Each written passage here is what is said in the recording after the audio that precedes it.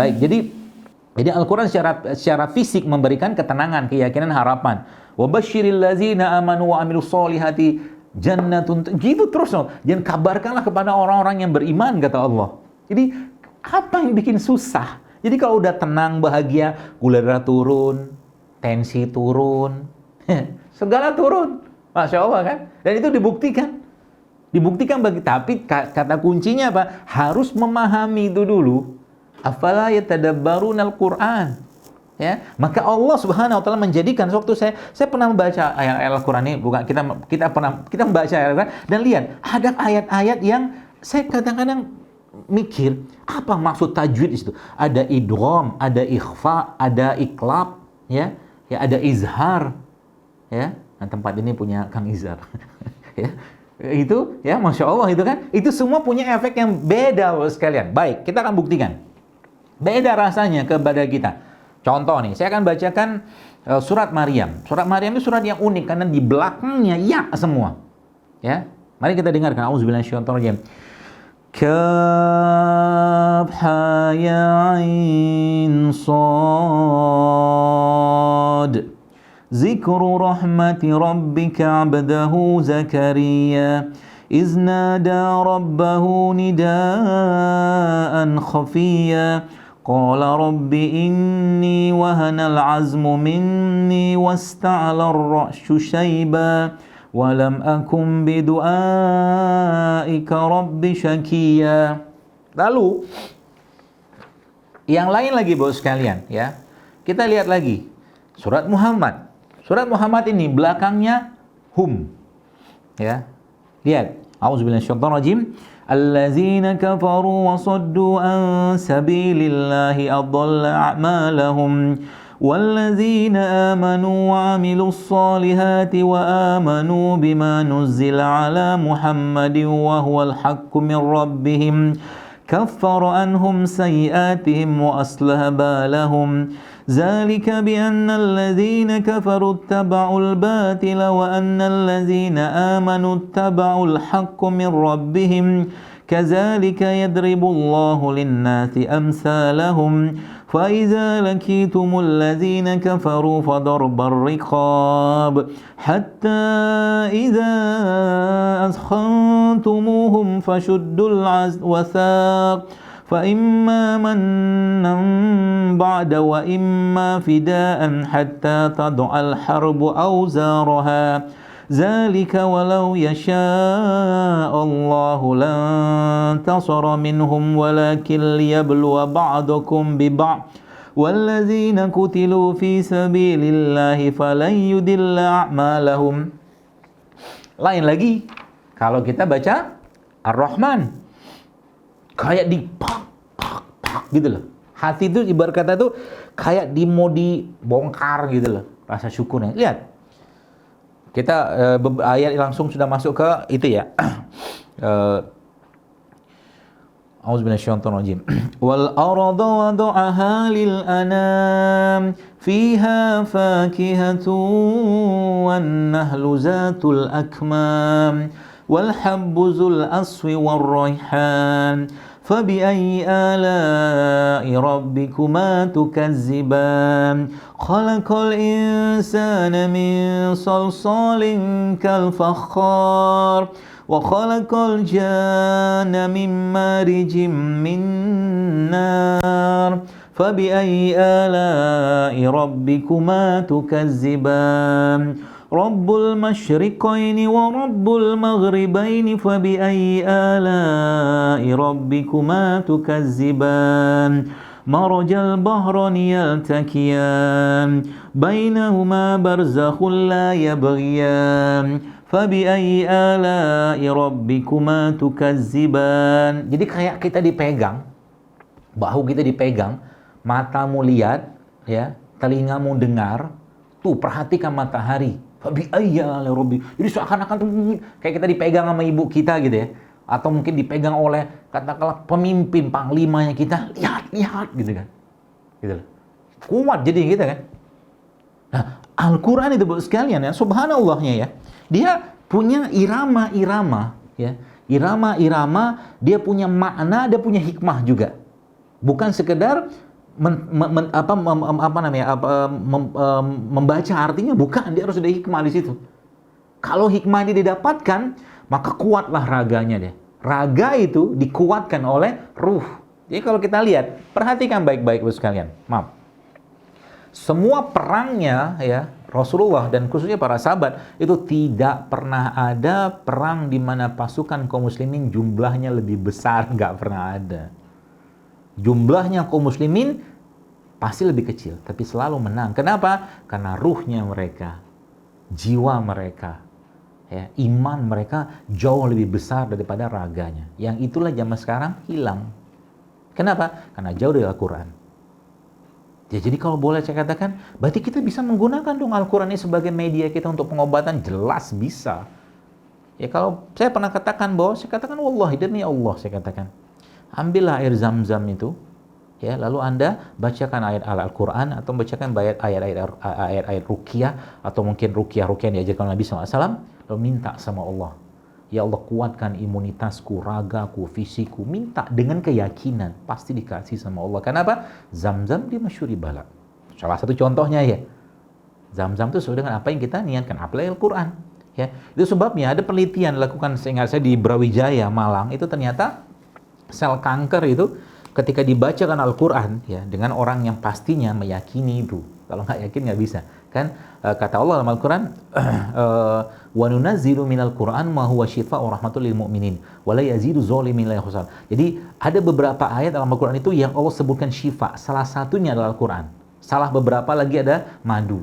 Ya, ada madu, ada Al-Quran. Ya. Jadi Al-Quran itu bisa sebagai media penguatan imun. Ya, itu sebabnya Nabi kita alaihi salatu wassalam ketika beliau mau tidur, apa yang beliau kerjakan? Beliau akan membaca ayat kursi, Al-Ikhlas, Al-Falaq, An-Nas, lalu beliau tiupkan seperti kayak bahasa saya itu kayak radioterapi. Ditiupkan gitu, diusapkan ke badannya seperti di ruqyah. Itu yang beliau kerjakan. Coba deh, mau coba nih, coba misalnya Anda wudu gitu ya.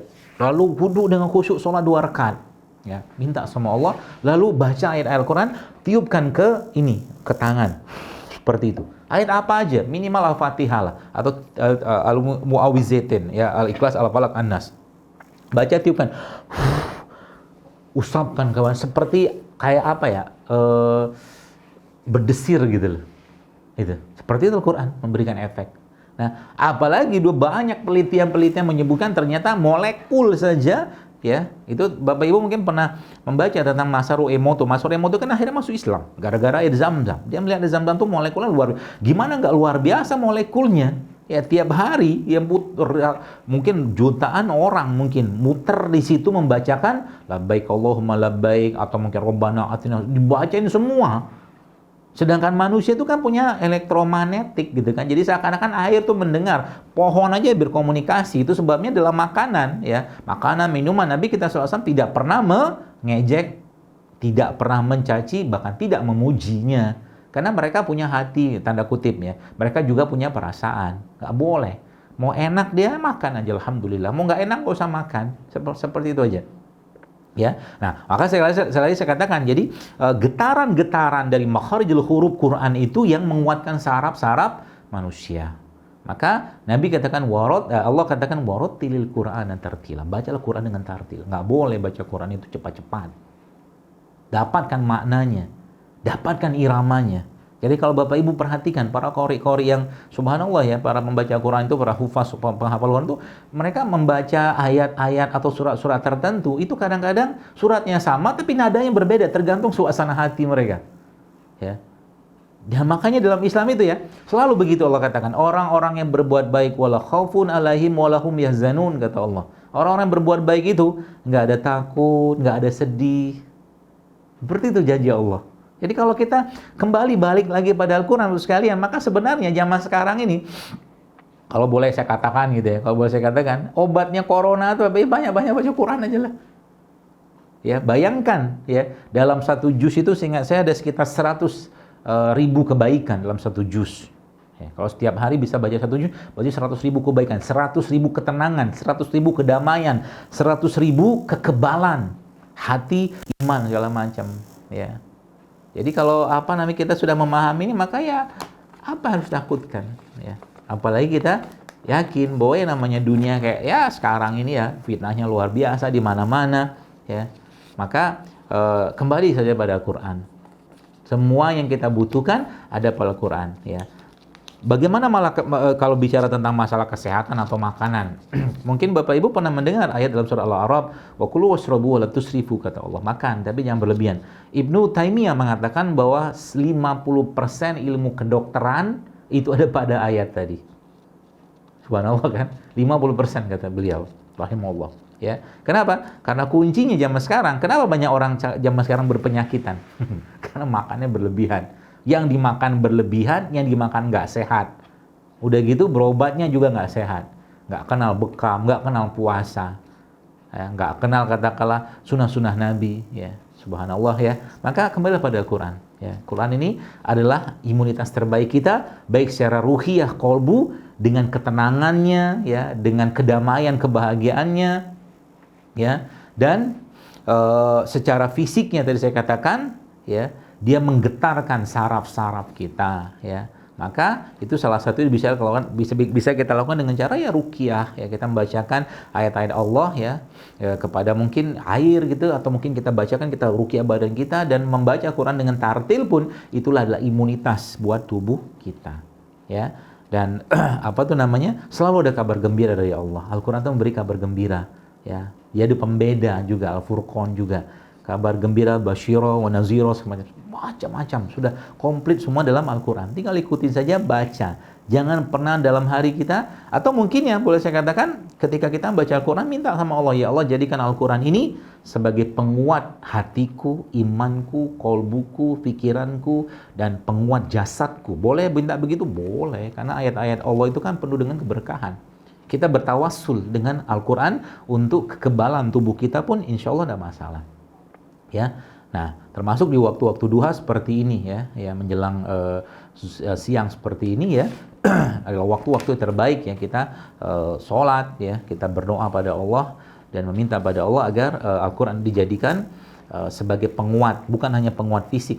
Kalau saya mah fisik itu pasti ngikut, kalau kolbunya atau hatinya sehat, fisiknya pasti ikut, tenang aja, nggak usah khawatir ya. Jadi kalau kolbunya sehat, raga pasti kuat. Maka kata kuncinya apa? Iman is your immunity. Immunity yang didapatkan dari Al-Quran.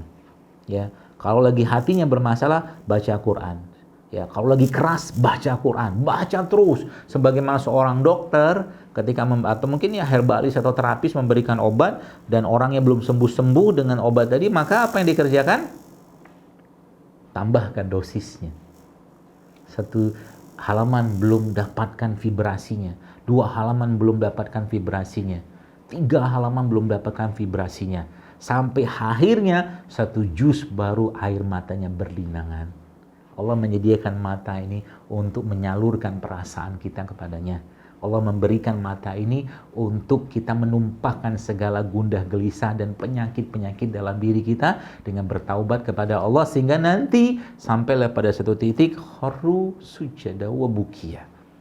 Dia akan menangis tersungkur ya kepada Allah, berlinangan air mata, dan dia akan memasrahkan dirinya semua kembali pada Allah. Maka kita minta pada Allah agar kita dijadikan sahibul Quran, sahabatnya Quran di dunia dan akhirat.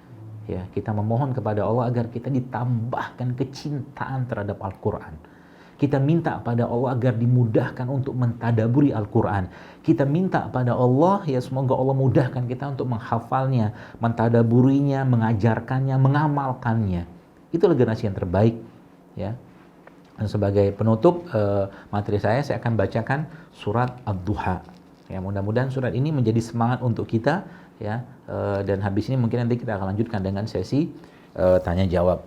A'udzubillahi minasyaitonirrajim. Wadduha wal-laili iza saja ma wadda'aka rabbuka wa ma qala وَلَلْآخِرَةُ خَيْرٌ لَكَ مِنَ الْأُولَى وَلَسَوْفَ يُعْطِيكَ رَبُّكَ فَتَرْضَى أَلَمْ يَجِدْكَ يَتِيمًا فَآوَى وَوَجَدَكَ ضَالًّا